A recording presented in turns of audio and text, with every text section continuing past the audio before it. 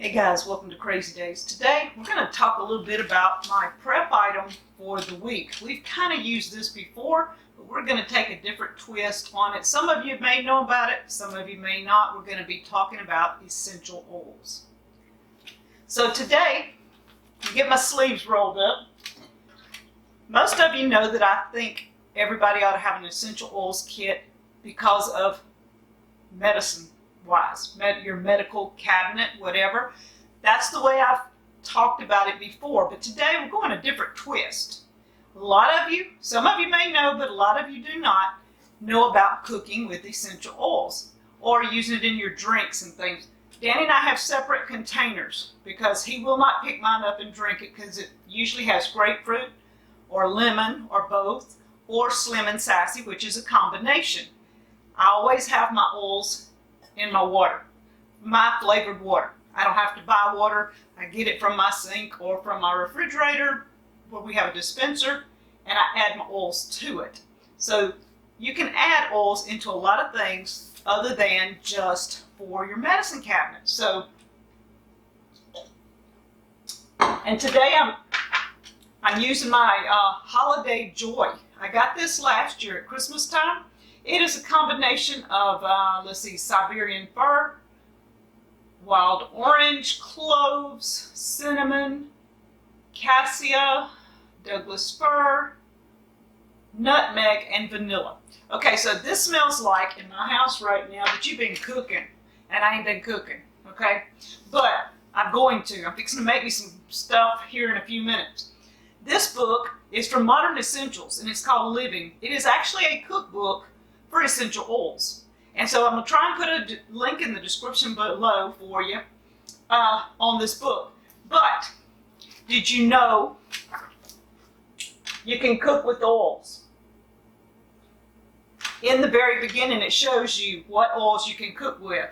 Basil, bergamot, black pepper, cardamom, cassia, cilantro, cinnamon, cloves, coriander, dill, fennel, ginger, grapefruit, lavender, lemon, lemongrass, lime, marjoram, orange, oregano, peppermint, rosemary, spearmint, thyme.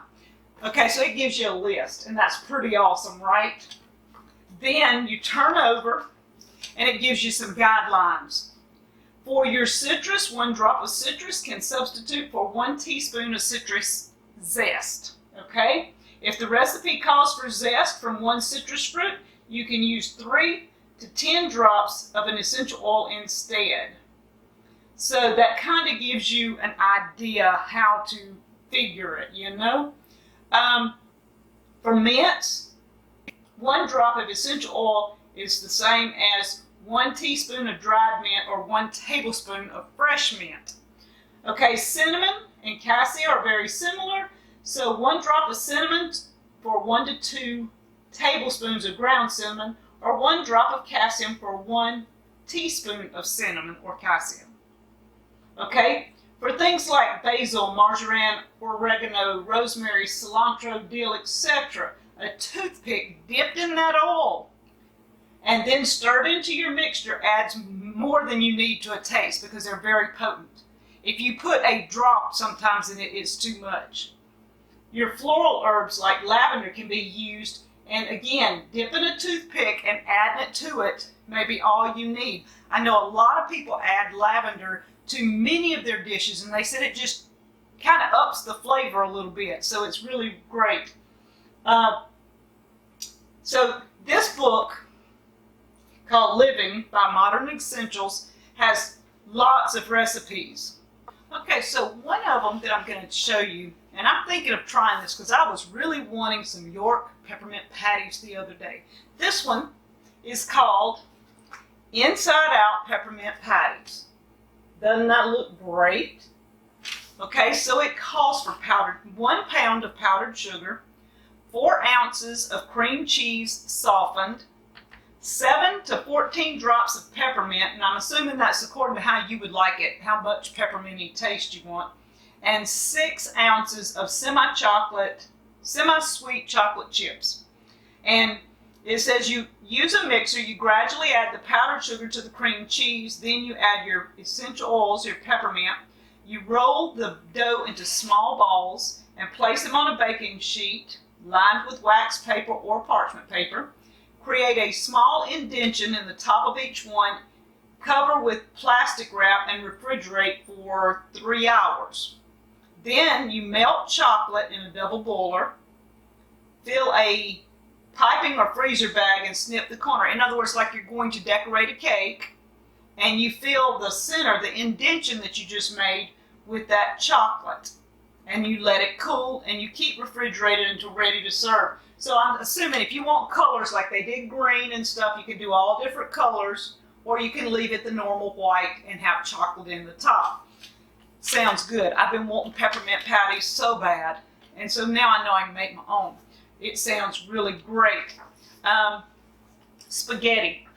If you've got your favorite spaghetti recipe, why not, instead of your dried herbs, or instead of the spaghetti mix that a lot of you may use, test it. Try your basil and your oregano and all over in it. Just remember, dip and swirl in your recipe.